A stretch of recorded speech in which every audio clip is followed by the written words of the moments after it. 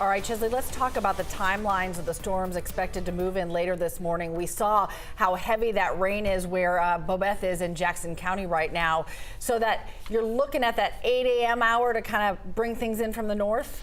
Yeah, it's another line back behind the one that's on top of us right now, back up to the far north and west. You can't see it on the map right now, but that will make its way down into the area between 7, 8 o'clock in our northernmost counties and then make its way further down to the metro.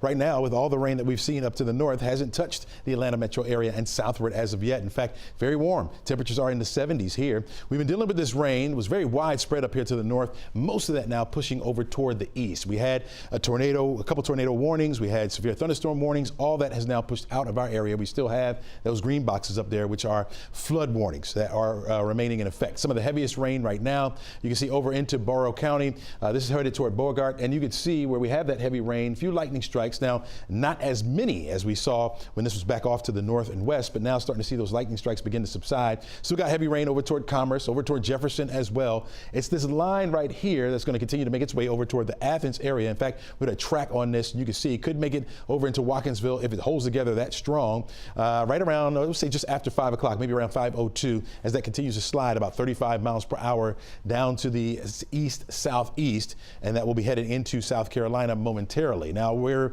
somewhat catching a break, but we are expecting again more of those showers, thunderstorms to move into the area sometime this morning, and will be with us right on through mid-morning into early afternoon. We can still see some of those scattered showers, thunderstorms around, still packing quite a punch as far as the heavy rain. Of course, our main threat with this would be the damaging winds associated with a few of these thunderstorms. Can't rule out an isolated tornado. 75 degrees will be our temperature by noon, on our way to 83 degrees by 4 o'clock this afternoon.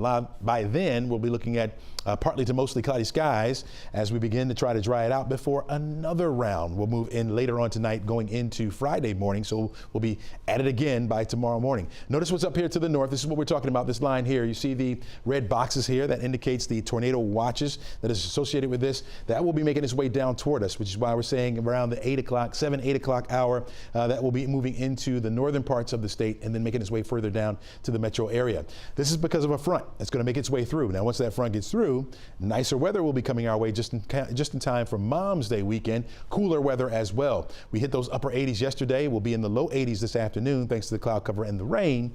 And then we'll see those 70s make their way toward us after that front moves through the area. Notice now the severe weather threat shifts a little bit. We had this tan area just to the north of us, and now that begins to shift down to the south. So from Atlanta southward, a level 3 threat or an enhanced risk for severe weather. That's where we're expecting the strongest storms to be. Up here to the north is where we have the level 2 threat or a slight risk for severe weather. Those storms getting stronger with the daytime heating, of course, down to the south of us and what's coming through later on tonight. The major 2 threats with this would be the heavy rain, of course, frequent lightning associated with it, and the winds. Wind damage could be high on us. Low threat for tornadoes. There could be some hail in a few of these thunderstorms as well. About an inch in diameter is what we'll see out of that. So we'll catch a brief break. Now, when I say a break, there'll still be some isolated showers around the forecast area through this morning. Here we are by 7:30, and that line just now starting to enter into our far northern counties. It will start to make its way further down to the south. You can see by 10 o'clock, 11 o'clock, making its way into the metro area. Very heavy rain, some gusty winds associated with these thunderstorms as well. Continues down into the central portions of the state. By the time we get to 1, 2 o'clock this afternoon, for us, we'll be winding down with the rain. Notice the breaks in the clouds as we head toward early evening. 7 o'clock, we may be dealing with mostly sunny skies. Here comes round number 3. As you can see, that will make its way into the area through the wee hours of the morning. Stopped it here by 5 o'clock in the morning. We're dealing with another round of strong showers and thunderstorms pushing into our area. Should be out of the way by the time we get to 7 o'clock on Friday morning, 8 o'clock Friday morning. That's when the drier air will start to work in, and we'll be sitting pretty from there. We'll get the sunshine in, and it will stick around for the rest of the weekend. 77 degrees for the high on Saturday. Sunday, we're looking at 79. We'll continue to clear it out for Monday to start the work week, and then another round of rain and thunderstorms coming our way by Tuesday of next week. Crash?